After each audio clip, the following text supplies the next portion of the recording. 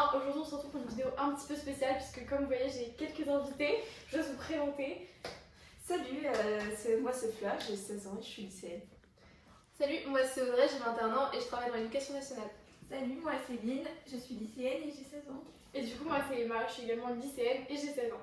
Donc aujourd'hui le but de cette vidéo c'est vraiment de mettre en valeur des sujets tabous dans la société, de libérer la parole et on espère que cette vidéo pourra potentiellement toucher des personnes et vous aider.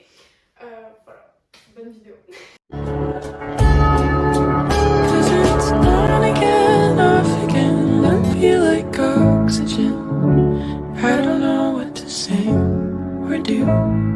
Alors, est-ce que le regard des autres ça impacte sur notre vie au quotidien? Oui, parce que déjà la façon de s'habiller c'est pas du tout la même que ce soit chez nous ou à l'extérieur. Franchement, on s'apprête beaucoup plus. Le regard aussi des autres sur juste notre façon de s'habiller, notre façon de se coiffer, est-ce qu'on se maquille ou pas. Vraiment, en plus en étant femme, on va se dire ah ouais non, cette tenue là je vais pas pouvoir la porter puisque j'ai peur ou juste je vais me sentir mal à l'aise face aux autres. Donc déjà le regard des autres vraiment ça impacte énormément le quotidien. Moi ce que je trouve assez drôle c'est que Fleur en soi je te vois au lycée etc. Et Fleur c'est vraiment la personne où t'as l'impression elle s'en fout de ce que les autres pensent mais genre de A à Z. C'est-à-dire que vraiment elle fait les choses qu'elle aime, t'as l'impression qu'elle les assume pleinement tu vois. Donc Alors que pas du tout. C'est ça qui est drôle, c'est qu'en vrai on se donne tous un peu l'impression de...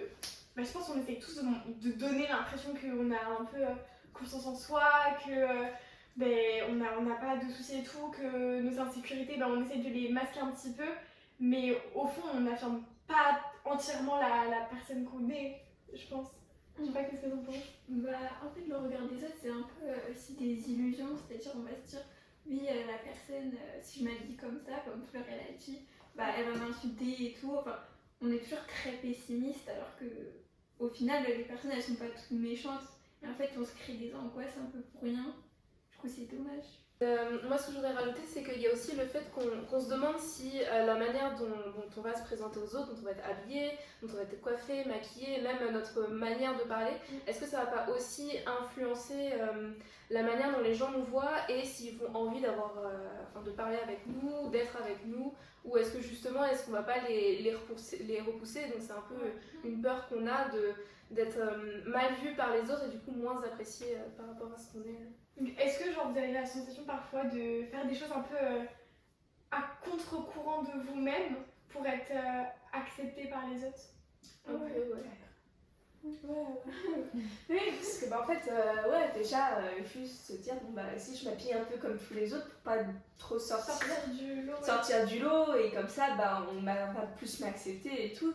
Après, moi, personnellement, j'essaie de sortir de ces chemins pour me dire, en fait, en plus, comme on est dans un lycée d'art, tout le monde s'en fiche de comment je vais être, tout. Donc, j'essaye de faire autrement, mais bon, des fois, la plupart du temps, j'essaye de rester dans la norme, quoi. Ouais.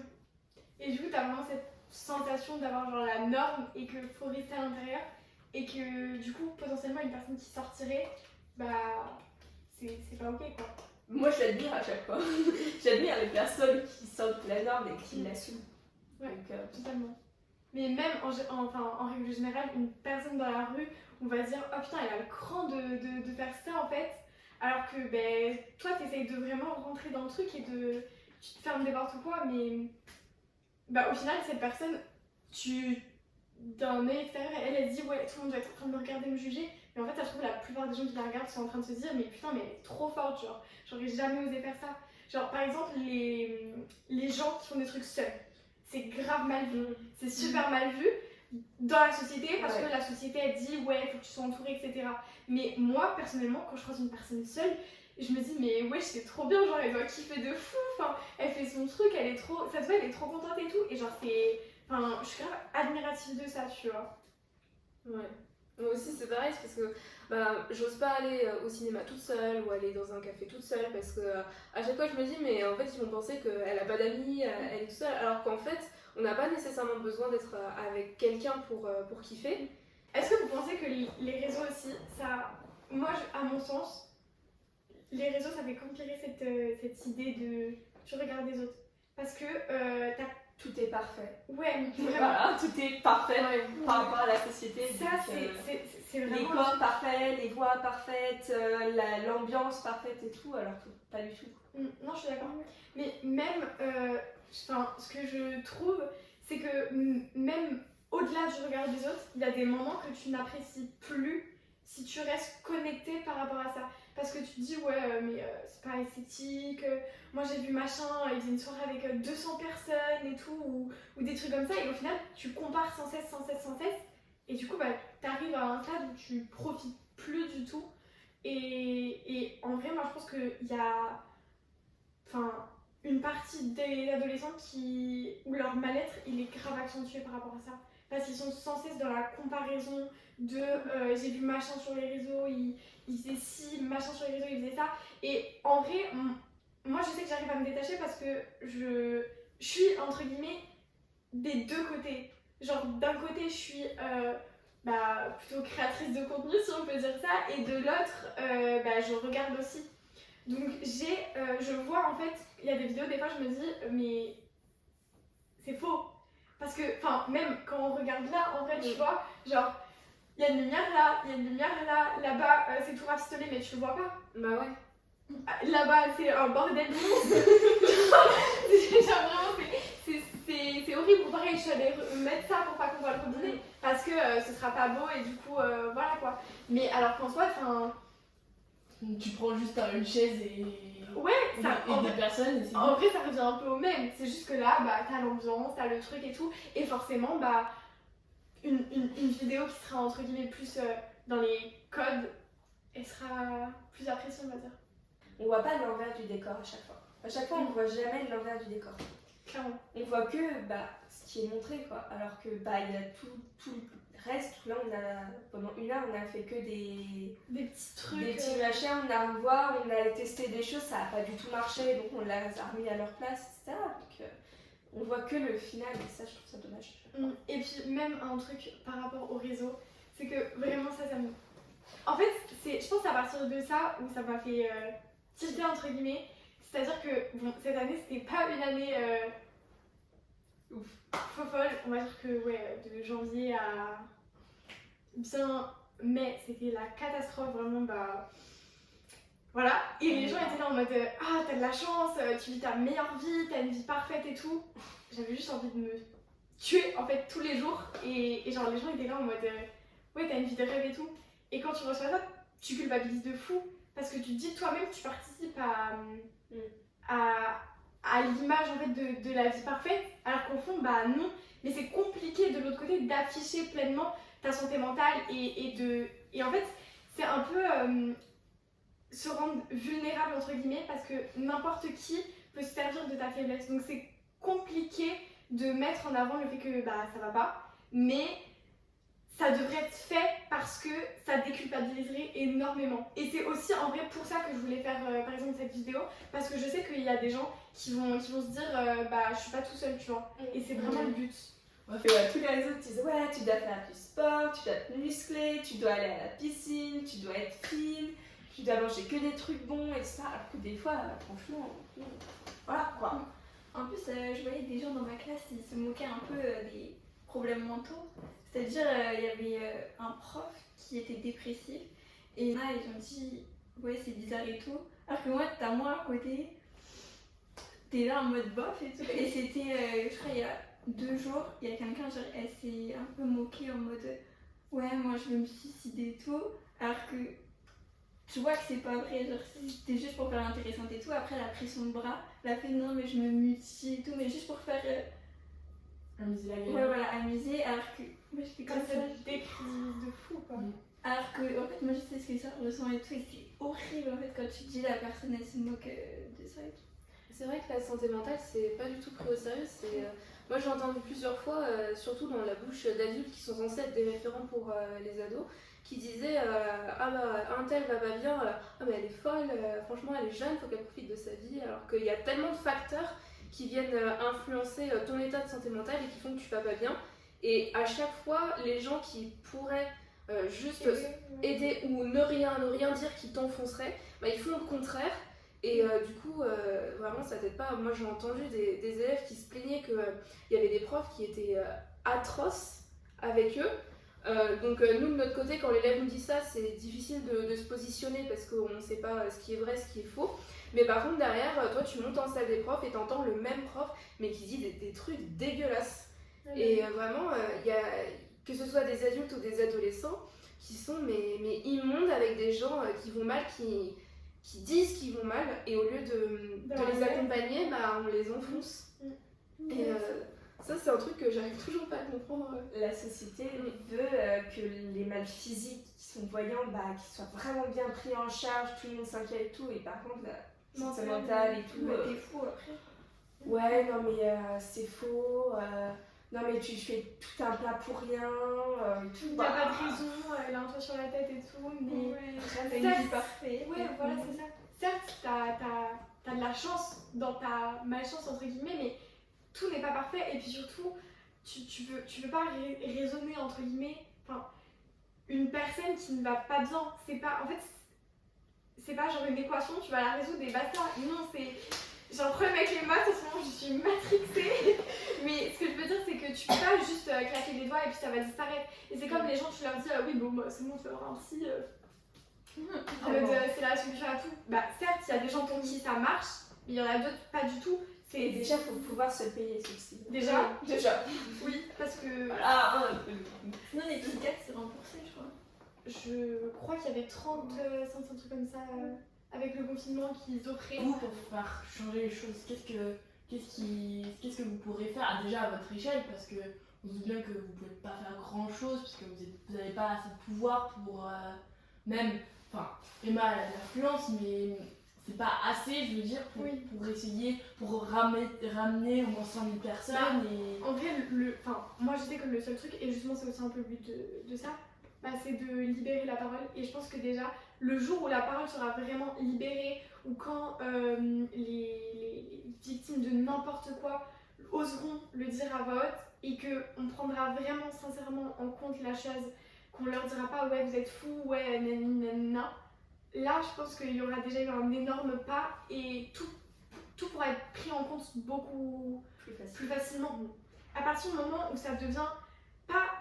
En fait, je dis pas forcément banaliser la chose, mais c'est à peu près arrivé à un stade où les gens auront l'habitude, je mets des guillemets, de l'entendre et se diront, ils auront intériorisé la façon d'agir. C'est-à-dire que par exemple, quand tu passes le code de la route, tu dois, il y a genre 5-6 questions sur porter secours, c'est un accident. Et bah là, ça devrait être la même chose. On devrait apprendre à l'école à comment réagir en cas de cette situation. Par exemple, en cas de harcèlement scolaire, comment concrètement, c'est quoi les gestes qui peuvent être mis en place. Et c'est au final les gestes qui sauvent autant pour un accident de la route qu'un accident psychologique, on va dire. Enfin, si on peut grossir un peu le trait dans cette même idée un peu de code de la route, quoi. Enfin, de vraiment les gens qui sachent comment réagir en cas de besoin, quoi. Et puis surtout de ne pas se limiter à 1 heure une fois dans ta scolarité, parce qu'il y a une heure de sensibilisation au harcèlement scolaire, sauf que le problème c'est que déjà elle n'est pas destinée à toutes les classes. Moi je sais, les 2 ans que j'ai travaillé en collège où c'était que sur des classes de 6e, donc ça veut dire les 4e, enfin 5e, 4e, 3e qui ne l'ont jamais eu, tant pis. Donc ça veut dire que eux, en fait, on les sensibilise pas, et ensuite cette heure-là elle arrive qu'une seule fois. Donc en fait, oui voilà, c'est en 6e, bon c'est bien de commencer à un moment, mais le fait de le faire une fois, après en plus il suffit que le gamin n'était pas concentré, qu'il n'était pas là, du coup ça fout tout en l'air, et surtout on peut pas demander à ce que ça vienne que des adolescents. Il faut aussi que les adultes soient formés. Voilà, qu'ils soient informés, qu'ils soient formés, et surtout qu'ils se positionnent en référent, parce qu'ils sont là pour encadrer des adolescents qui beaucoup ont des situations qui sont compliquées, et s'ils les écoutent pas et qu'ils les dénigrent en plus, on ne peut pas avancer. C'est impossible. Est-ce que vous pensez que le harcèlement est pris au sérieux dans notre société? Pas du tout. Je suis d'accord. Je pense qu'on là. Déjà, alors ça marche un peu pour aussi les autres formes de violence, c'est on accorde trop d'importance à la présomption d'innocence. Ça veut dire que les gens vont toujours partir du principe que quand tu vas dire que tu as subi quelque chose, bah, tu mens. Et donc c'est vrai que sur le harcèlement, on va souvent entendre mais non, mais un tel il fait pas ça, un tel il fait pas comme ça, ouais voilà, il rigolait. Et donc du coup, Emma, il y a aussi ça aussi, le fait qu'on dit mais ça va, c'est pour rire, t'es susceptible. En fait, on va complètement décrédibiliser la parole de la victime et on se rend pas compte que ça l'enfonce encore plus. Et à côté de ça, il y a aussi l'encadrement. À côté, c'est vrai que le harcèlement, quand c'est dans le cadre du travail, parfois on a un peu peur de parler parce qu'on n'a pas envie de se faire virer, on n'a pas envie de foutre la merde et que ça nous retombe dessus. Et dans l'école, le problème est double, c'est que d'un côté, on n'a pas envie que ça s'aggrave. Et de l'autre, il y a quand même énormément de cas où en fait, quand on parle, on n'est pas pris au sérieux, on n'est pas écouté et il n'y a rien qui est fait derrière. Mais si, moi je trouve que en fait, l'éducation nationale. Voilà, en fait, quand t'es harceleur, t'es toujours un peu les gens cool, populaires, etc. Et vu qu'on a normalisé le fait d'être méchant dans notre société, que ce soit à l'école ou à l'extérieur, etc., du coup, vu que c'est les gens cool qui s'habillent bien, etc., on va dire que c'est pas grave, on les aime, alors que ils font pas ce qui est bien, ils sont méchants. Et même des surveillants, pas tous, hein, mais il y en a, ils étaient totalement derrière ceux qui harcelaient et tout, ils les défendaient comme si c'était leur meilleur pote alors qu'ils les voient que quelques heures, tu vois. Ouais, il y a un truc un peu comme ça aussi, c'est que souvent les surveillants, bon on va pas faire une généralité parce que sinon je vais prendre voilà, mais ce que je veux dire c'est que il y a quand même une partie qu'ils viennent là pour être potes avec les élèves. Oui, ça c'est complètement vrai pour l'avoir vu. Et en fait ils sont potes avec les pocus quoi. Et ils participent aussi un peu à cette mise à l'écart de certaines personnes en fait. Parce que souvent on va dire que la personne harcelée c'est parce qu'elle est pas... Elle rentre pas... Généralement c'est quand même une personne qui rentre pas forcément dans le moule un peu. Enfin, c'est une personne qui sort un peu du lot. Sans pour autant faire de généralité, hein, mais... Après, elle peut sortir du lot, que ce soit par son look ou juste parce que en fait, il a pas assez d'argent. Peut-être que juste, peut-être qu'à la maison ça va pas et ils n'ont pas assez d'argent, ils viennent juste d'arriver, ils viennent emménager donc ils connaissent pas. Il vient juste d'arriver dans la classe et voilà, c'est ça. En fait, inconsciemment, la personne va être écartée un peu du groupe en fait. Et encore plus le fait que ce soit appuyé par les professeurs, etc. Même inconsciemment, ils vont se dire bon, mais de toute façon, il est tout le temps tout seul. C'est parce qu'il le cherche un peu, mais presque. Enfin, lui-même, il s'isole parce qu'il n'essaye pas non plus de faire des efforts pour s'intégrer, faire comme les autres, etc. Et en fait, ça participe aussi à ça, à cette idée d'exclusion en fait, d'une personne et c'est encore pire quand la personne elle va s'ouvrir, on va pas la prendre au sérieux en fait. Et ça en vrai je trouve que c'est ce qui est le plus grave. Enfin, encore pire que l'acte en fait d'être harcelé, c'est derrière quand t'as enfin le courage d'en parler, quand on te remet un coup et qu'on te fait bah non, je connais machin, je connais ci, il ferait jamais ça, ou ben non c'est pas possible, il rigole et tout. Et en fait c'est encore pire pour la personne parce que déjà de 1, ça la met mal et puis ça fait qu'enfoncer le fait que sa parole elle soit remise en cause quoi. Il y a aussi le fait que ces adultes-là qui font trop de copinage avec les élèves justement qui sont problématiques, derrière inconsciemment, eux aussi vont se mettre à tenir des propos.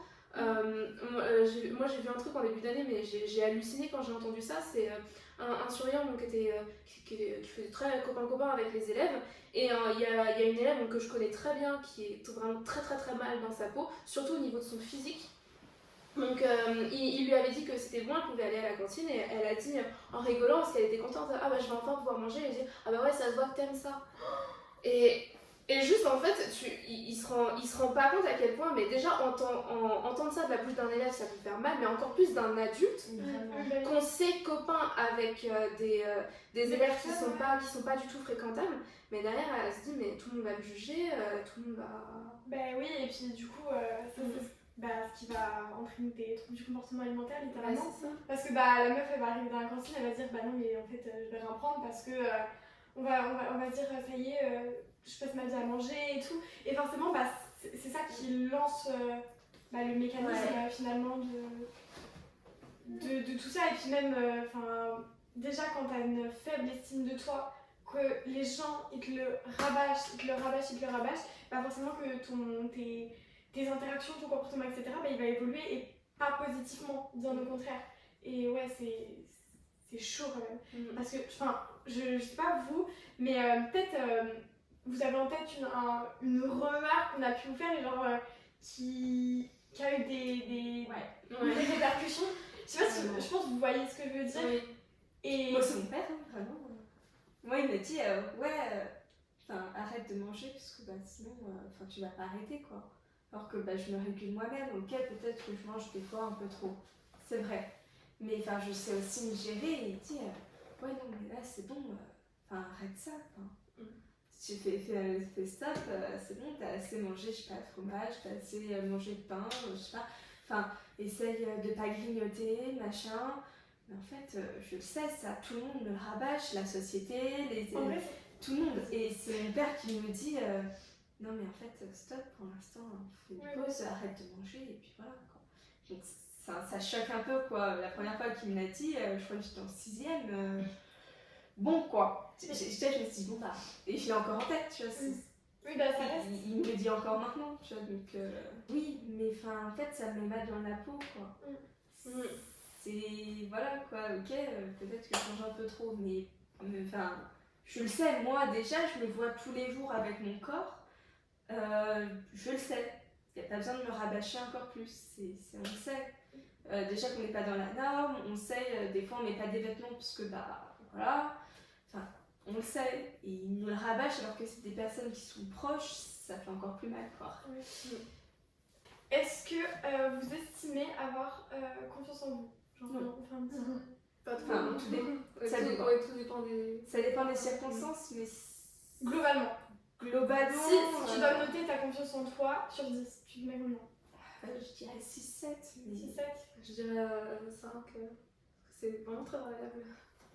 Moi, je dirais 4, un truc comme ça. Ok. Moi, toi en vrai, maintenant, je mettrais genre 7-8. Parce qu'avant Moins 1000. Non mais ouais. Maintenant, avant en vrai, même si tu remontes à même pas un an, je pense 3-4, pas plus. Même, il y a des trucs qu'on va pas dire, mais quand t'étais plus petite, c'était horrible. Non mais je sais, hein. Mais la 4ème, juste.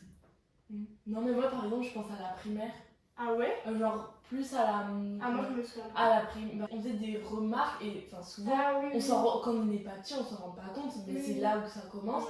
Et souvent, c'est ça, oui, je m'en souviens. Mais parce que, en primaire, je crois que je pesais 16 kilos. Oui, elle était vraiment très fine et elle avait beaucoup de remarques. Genre, c'est-à-dire que les gens ils étaient tout le temps à me dire oh le squelette, oh jambe de coq, des trucs. Et tu vois, ça c'est des trucs qui doivent être. En vrai, ça je m'en souviens.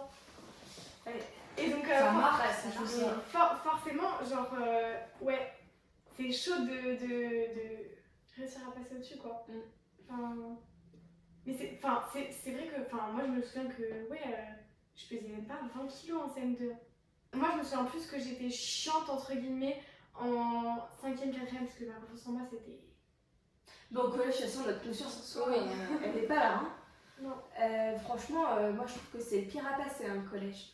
Ouais. Parce qu'encore au lycée où en fait il commence à te laisser du lest en disant oui tu fais un peu ce que tu veux, si t'écoutes pas, tu t'en fous. De toute façon c'est pour toi, t'as le bac ou pas, c'est toi quoi. Et par contre au collège c'est beaucoup plus restreint, il y a tout le monde est sur ton dos, tu dois être obligatoirement dans la norme.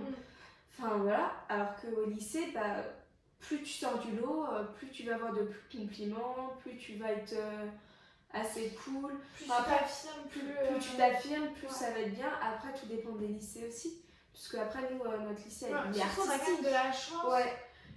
parce que le lycée est quand même ouvert d'esprit. Globalement, ça, c'est bien, ce temps-là. ouais, il y On a... a tous les styles. Hein. Ouais, On en a fait, tous les styles. nous, sur ce coup-là, on n'a pas de normes de notre lycée. Non. Je pense qu'il n'y a pas vraiment. Et même au contraire, je trouve que les gens qui ont justement qui rentrent un peu plus dans l'eau de la société en elle-même sont plus ceux qui sont À l'écart. ouais, pas comme les autres, mais des guillemets.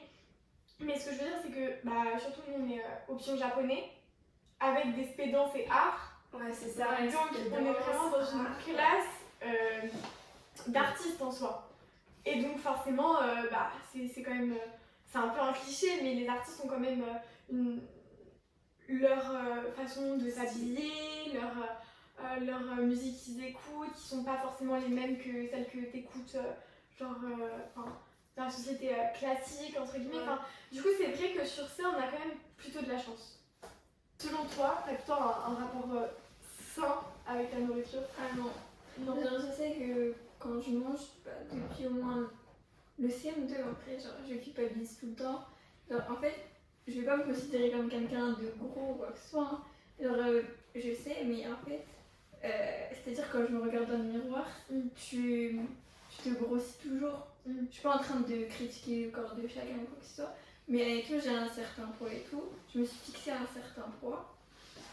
Et en fait, si je le dépasse, bah ça va pas aller. Par exemple, après, je vais pas manger.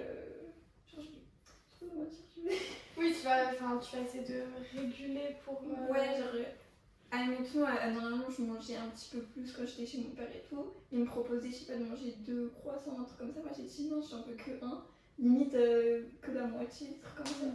Ouais, tu te limites pour essayer. Et ça, c'est par rapport à toi-même, que tu te le dis à toi-même, ou parce que un tel ou un tel t'a fait une remarque, ou est-ce que ça vient plutôt de toi ou d'un facteur extérieur?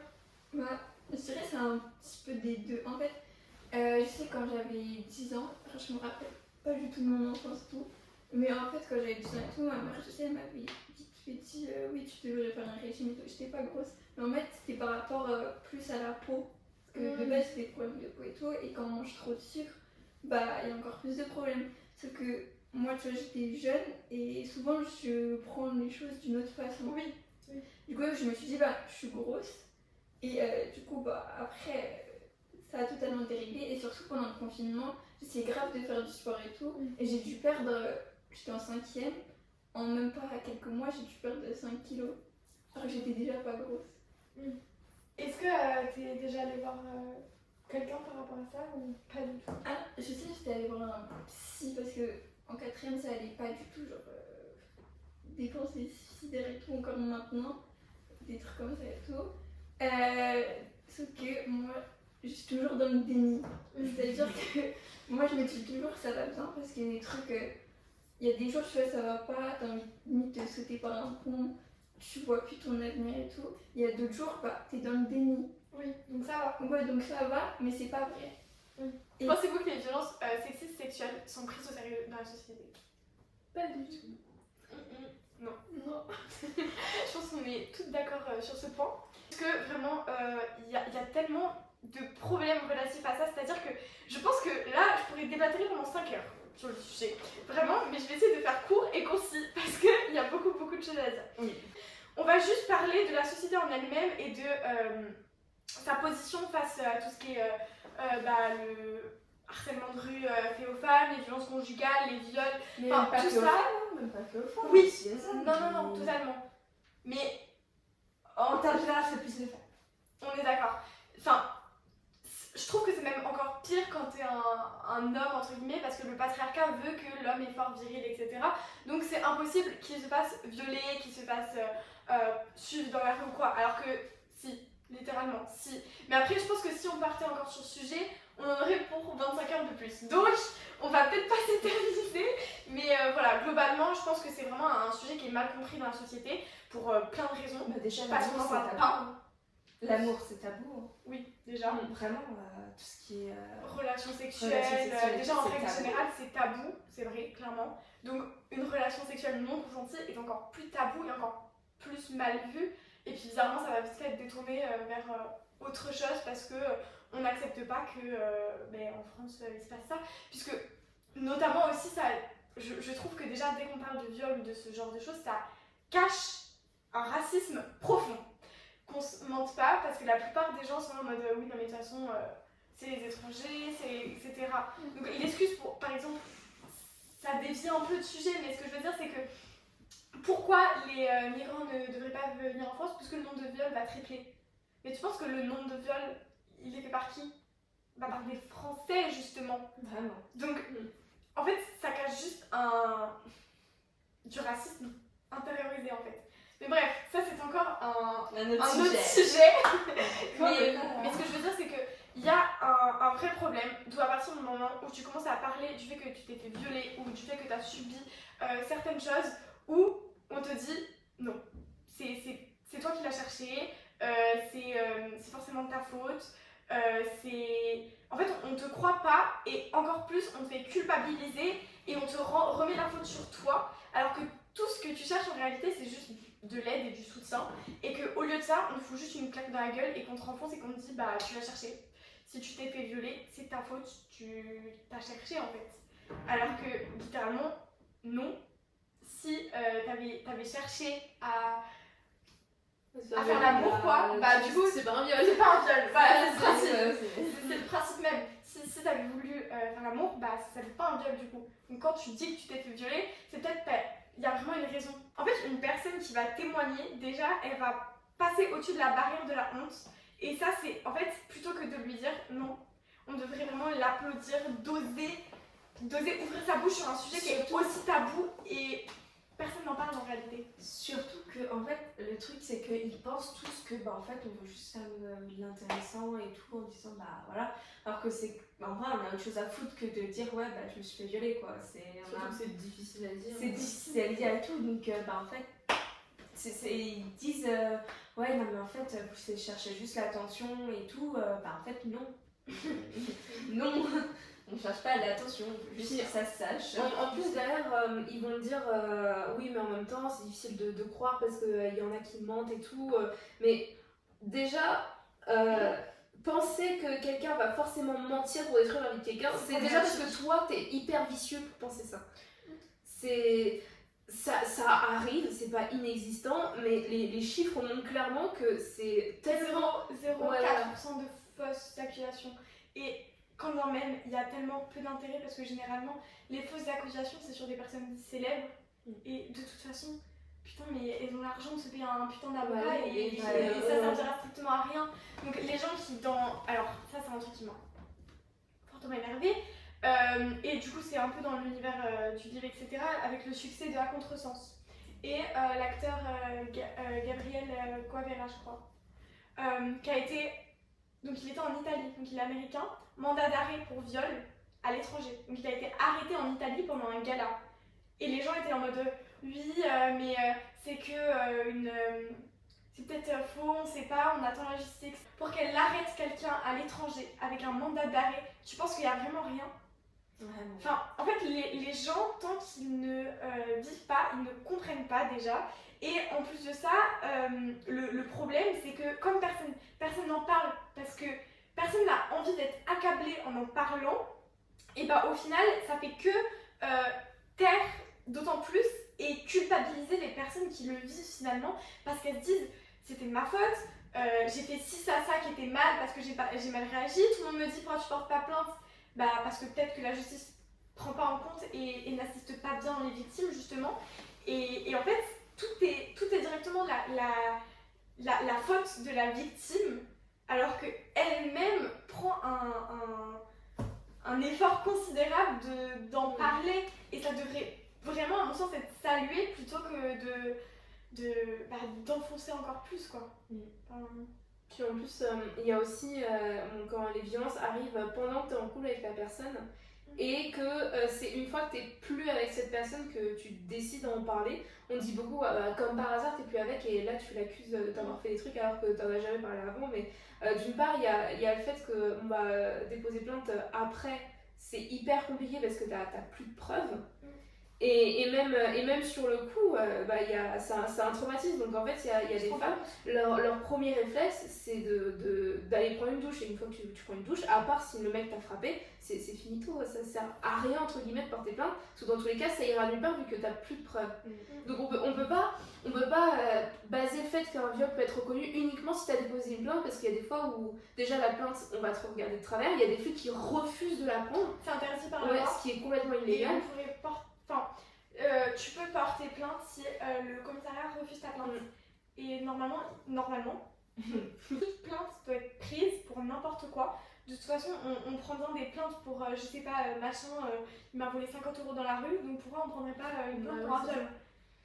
Et puis, quand tu vas pour déposer plainte, au lieu que eux ils soient là pour t'aider, pour t'accompagner dans les démarches, ils aggravent et ils te rajoutent encore plus un trauma. Donc c'est parfaitement compréhensible qu'on n'ait pas envie de porter plainte parce que soit c'est trop tard pour que ça puisse aboutir à quelque chose, soit dans tous les cas on va se faire encore plus violenter. Donc si d'un côté autant ne rien faire parce qu'au moins tu vivras mieux avec. En sachant que ça va pas empirer les choses. Donc après, ça dépend vraiment des cas. Ça dépend des cas et des personnes. Je pense que de toute façon, d'une personne à une autre, c'est très très différent. Et puis je pense que notamment, il y a des personnes qui ne se voient pas se reconstruire sans porter plainte. Il y a vraiment des gens qui ne peuvent pas imaginer avancer si leur violeur n'est pas en prison. C'est pas possible pour eux. Donc après, ça dépend. Il y a des personnes qui se reconstruisent totalement à l'écart entre guillemets de ça et qui n'ont pas besoin de porter plainte, mais il y a des personnes pour qui c'est impensable et le fait que leur plainte soit classée sans suite, c'est comme si elles revivaient le traumatisme une deuxième fois en fait. Pas tout le monde peut porter plainte entre guillemets parce qu'il y a des enfants qui sont violés, donc forcément, admettons t'es là, je sais pas, tu te fais violer à 4 ans même, t'es bébé, ou 6 ans, un truc comme ça. Déjà ça peut être quelqu'un de ta famille, donc c'est compliqué, pas ta famille va forcément te croire. Puis t'es là, tu comprends pas, et du coup tu grandis, peut-être après tu vas comprendre forcément, mais en fait est-ce que tu auras le courage de le dire, et puis ça s'est passé des années après, donc les gens forcément ils vont pas te croire. Ça dépend des personnes, mais c'est encore plus compliqué de suivre l'affaire qui s'est produite il y a 10 ans, etc. Théoriquement, dans la justice, un viol sur mineur, tu peux porter plainte jusqu'à 30 ans après.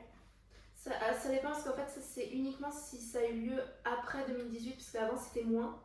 Et ils sont partis du principe que pour les 30 ans. Oui, de toute façon, quand une loi passe, c'est que. C'est à partir de la loi. Mais donc tu peux jusqu'à 30 ans et sinon c'est 20 ans. Mais ça, je trouve que c'est un peu injuste parce qu'il y a des personnes qui ont des amnésies traumatiques, c'est-à-dire que tu oublies ton traumatisme. Et du coup, admettons, je sais pas, tu te rappelles de ton viol à 40 ans, 50, tu peux pas porter plainte parce que ton cerveau il t'a fait oublier ça. Et quand t'es mineur aussi pour ce genre de violence, donc que ce soit en fait toute violence qui se passe dans le cercle familial, tu peux déposer plainte tout seul. T'as pas besoin, parce que normalement si tu te fais agresser dans la rue, tes parents doivent venir avec toi. Mais si tu te fais agresser par un membre de ta famille, t'as pas besoin de tes parents parce qu'ils partent du principe que les parents pourraient protéger le membre de la famille, ou si carrément si ça vient d'eux, du coup ils vont pas. Je pense qu'il y a des victimes aussi, surtout mineures, qui veulent pas forcément porter plainte parce que la famille n'est pas forcément au courant et que du coup c'est compliqué de devoir assumer le regard. Et faites gaffe, parce que ça peut arriver à tout le monde et si ça vous arrive, je suis vraiment désolée. En vrai, c'est un truc, genre tout le monde en parle, tout le monde le sait, mais personne ne ça peut pas. Mais si un jour vous voulez vraiment parler, parlez-en avec des personnes, même que vous connaissez pas. Ça peut être nous qui sommes là, ça peut être une personne que tu ne verras jamais et que tu ne vois pas et tu as juste besoin de dire j'ai fait ça, j'ai eu ça, je sais pas quoi faire, je veux juste parler. Je pense que la plupart des personnes sauront quand même. À part si on est un vrai connard. Oui. Mais la plupart surtout qu'on ne pas un homme. Ne vous renfermez pas sur vous-même parce que sinon ça va être encore pire. D'ailleurs, ce que je voulais faire, c'est genre créer une adresse mail un peu avec le nom du projet. Et si vous voulez vous confier. Je garantis pas forcément que je répondrai à tout le monde ou quoi, mais juste d'écrire par rapport à n'importe quoi, n'importe quel sujet de la vidéo, ce que vous voulez. Bref, ou même dire ce que vous aimeriez voir, si on fait d'autres épisodes de la vidéo, enfin voilà. Mais vraiment un endroit où vous pourrez vous confier et trucs. Après, je sais pas si je lirai forcément tous les messages ou si juste c'est un endroit juste où vous parlez. Enfin, vous attendez pas forcément à une réponse en elle-même, parce que je sais pas si je pourrais non plus apporter une réponse à tout le monde, ça dépend déjà de l'ampleur de la vidéo, enfin ça dépend de plein de choses, mais ouais voilà, au moins vous savez qu'il y a ça et que ça peut potentiellement aider quoi.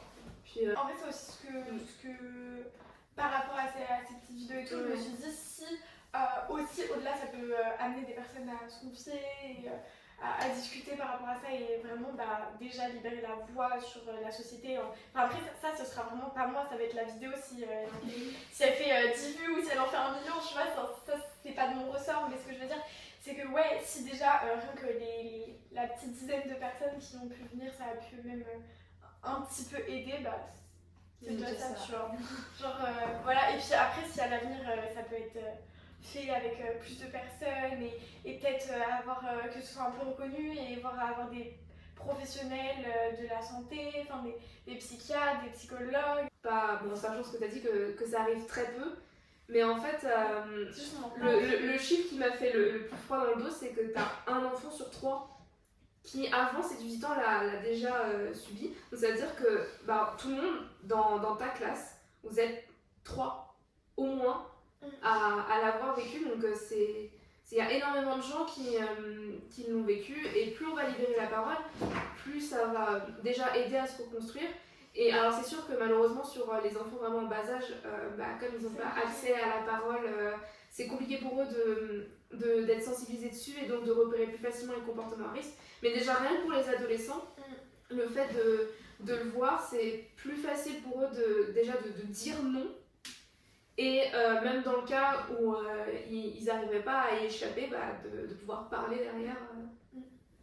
Juste moi je regarde mon entourage, je pense que j'ai au moins 6 amis où je sais qu'il y a eu des choses par rapport à ça. Et c'est énorme, on a 16 ans, c'est un chiffre qui est énorme. Et je prends que dans mes amis proches avec qui je sais que j'ai pu avoir la discussion quoi, parce que je sais que si t'étales un peu, le chiffre il triple, il double, il quadruple, enfin c'est alarmant en fait. Bon, pour conclure sur une note peut-être un petit peu plus positive, on espère quand même que cette vidéo elle aura pu aider certaines d'entre vous. Et oui, comme on disait, vraiment, si vous voulez, il y a l'adresse mail qui sera vraiment en description. Et puis aussi, dites-nous si vous voulez d'autres vidéos de ce type, ça vous intéresse. Et puis prenez soin de vous, faites des gros bisous et sûrement à bientôt. Bye!